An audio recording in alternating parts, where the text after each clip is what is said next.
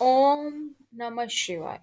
दोस्तों, आज की इस वीडियो में हम जानेंगे कि महाशिवरात्रि 2022 में कब है। महाशिवरात्रि का व्रत आने वाला है।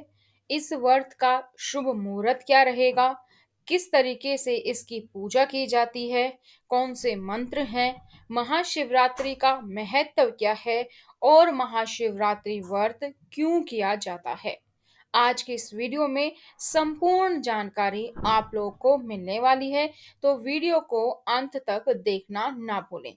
साथ ही अगर आप लोग इस चैनल पर नए हैं और अगर अभी तक भी आप लोगों ने इस चैनल को सब्सक्राइब नहीं किया है, तो चैनल को सब्सक्राइब करें। साथ ही बेल आइकन को प्रेस कर लीजिए ताकि जैसे ही वीडियो अपलोड हो उसकी नोटिफिकेशन आप सभी लोगों को मिल सके। इस वीडियो को अपने दोस्तों के साथ शेयर करना ना भूलें।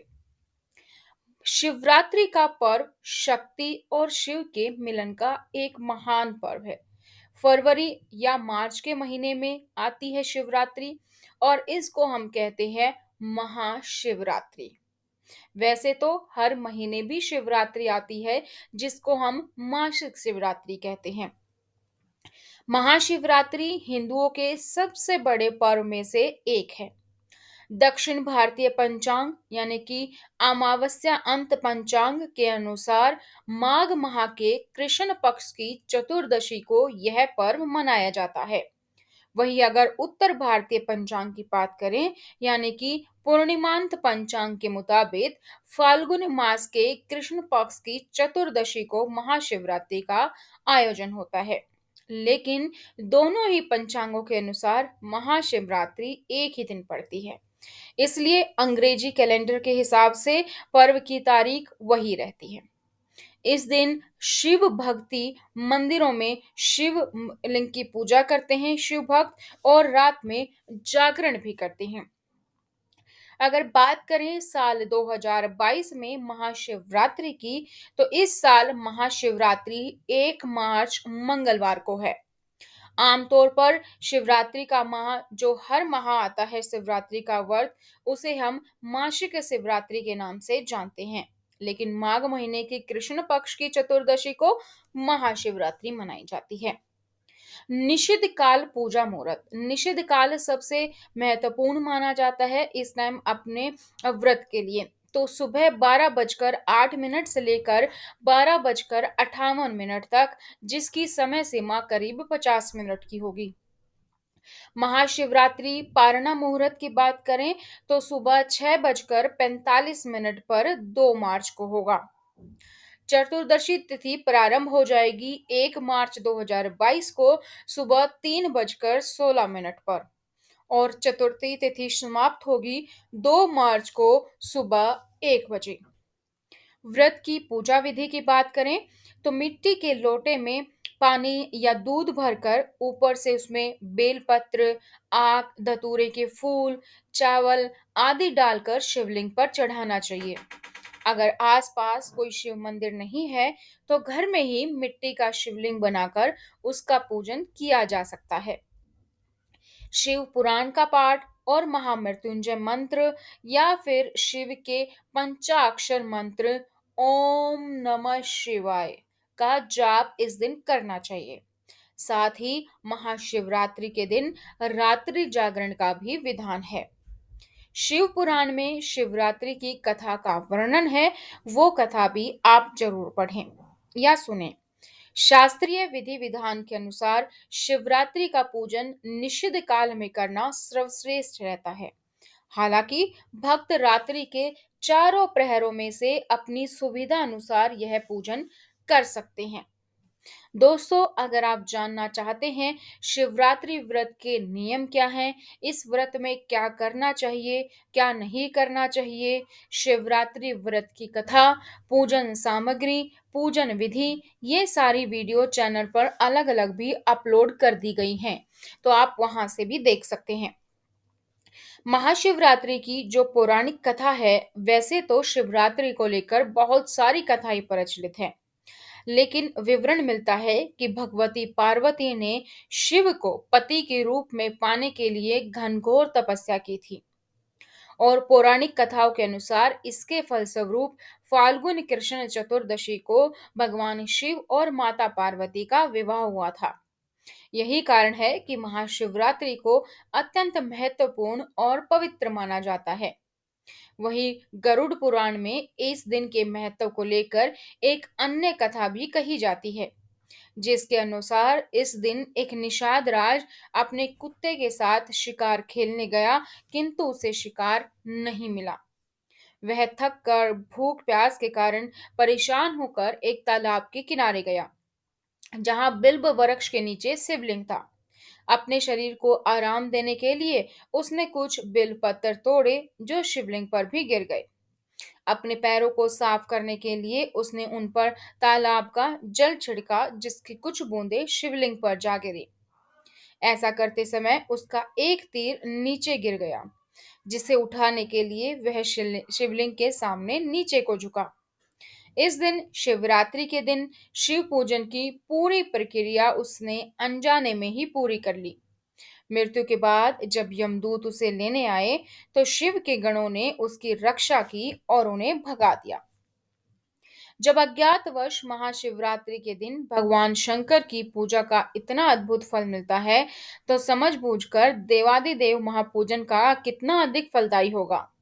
वैसे भी शिवनाथ को भोलेनाथ के नाम से जाना जाता है, जो कि सिर्फ जल अभिषेक और बेलपत्र से खुश हो जाते हैं। संपूर्ण भारतवर्ष में उपवास या व्रत महाशिवरात्रि का एक महत्वपूर्ण अंग है। इस दिन बहुत सारे लोग उपवास रखते हैं।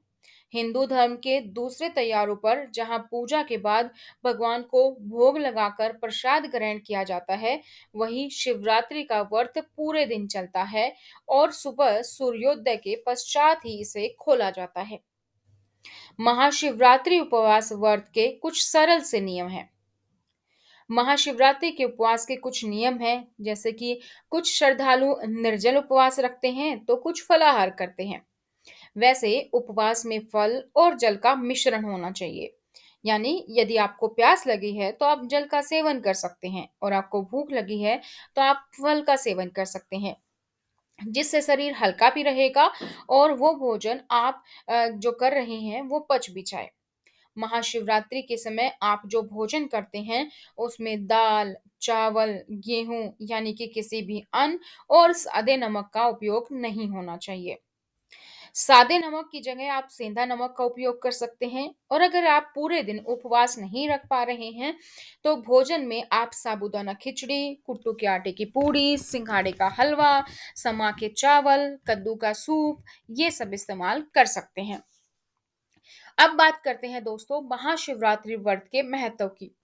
महाशिवरात्रि आध्यात्मिक पथ पर चलने वाले साधकों के लिए बहुत महत्व रखती है। यह उनके लिए भी महत्वपूर्ण है जो पारिवारिक परिस्थितियों में है और संसार की महत्वाकांक्षाओं में मगन है।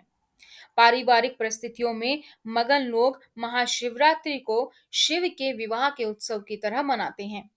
सांसारिक महत्वाकांक्षाओं में मगन लोग शिवरात्रि को शिव के द्वारा अपने शत्रुओं पर विजय पाने के दिवस के रूप में भी मनाते हैं। परंतु साधकों के लिए यह वह दिन है जिस दिन वे कैलाश पर्वत के साथ एकात्मक हो जाते हैं। वे एक पर्वत की भांति स्थिर व निश्चल हो गए थे। योगिक परंपरा में शिव को किसी देवता की तरह नहीं पूजा जाता। उन्हें आदि गुरु माना जाता है, पहले गुरु जिनसे ज्ञान उपजा।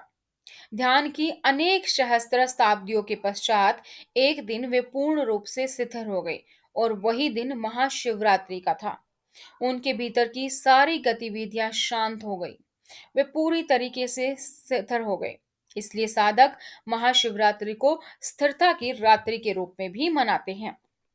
अगर हम बात करें आध्यात्मिक महत्व की, तो इसके पीछे की कथाओं को छोड़ दें तो योगिक परंपराओं में इस दिन का विशेष महत्व इसलिए भी है क्योंकि इसमें आध्यात्मिक साधक के लिए बहुत सी संभावनाएं मौजूद हैं। आधुनिक विज्ञान अनेक चरणों से होते हुए आज इस बिंदु पर आ गया है जहां उन्होंने प्रमाण दे दिया है। आप जिसे भी जीवन के रूप में जानते हैं, पदार्थ और अस्तित्व के रूप में मानते हैं, जिसे आप ब्रह्मांड और तारामंडल के रूप में जानते हैं, यह सब एक ऊर्जा है जो स्वयं को लाखों करोड़ों रूप में प्रकट करती है। यह वैज्ञानिक तथ्य प्रत्येक योगी के लिए एक अनुभव से उपजा सत्य है। योगी शब्द से तात्पर्य उस व्यक्ति से है जिसने अस्तित्व की एकात्मकता को जान लिया है। जब योग कहते हैं तो ये किसी विशेष अभ्यास या तंत्र की बात नहीं कर रहा। इस असीम विस्तार को अस्तित्व में एकात्मक भाव को जानने की सारी चाह योग है। तो महाशिवरात्रि की रात व्यक्ति को इसी का अनुभव पाने का अवसर देती है। ये तो दोस्तों शिवरात्रि के बारे में संपूर्ण जानकारी, जिसमें हमने जाना शिवरात्रि का व्रत कब है, शुभ मुहूर्त कब है, इस व्रत का क्या महत्व है, कैसे इस व्रत की पूजा की जाती है, इस व्रत को क्यों मनाया जाता है और इस व्रत के पीछे की कहानी क्या है। तो आज की इस वीडियो में इतना ही। फिर मिलेंगे हम नई जानकारियों के साथ। अगर आप इसी तरीके से भारतीय संस्कृति से जुड़े हर व्रत, त्योहार, कथाओं, आरती, संग्रह के बारे में जानना चाहते हैं तो चैनल को सब्सक्राइब करें। लाल कलर के बटन पर दिए गए को सब्सक्राइब करके बेल आइकन को प्रेस कर लें। ये बिल्कुल मुफ्त है, इसमें कोई पैसा नहीं लगता है और इससे आपको सारे वीडियो की नोटिफिकेशन भी मिलती हैं। तो वीडियो को लाइक और शेयर करना ना भूलें। जय शिव शंकर। ओम नमः शिवाय।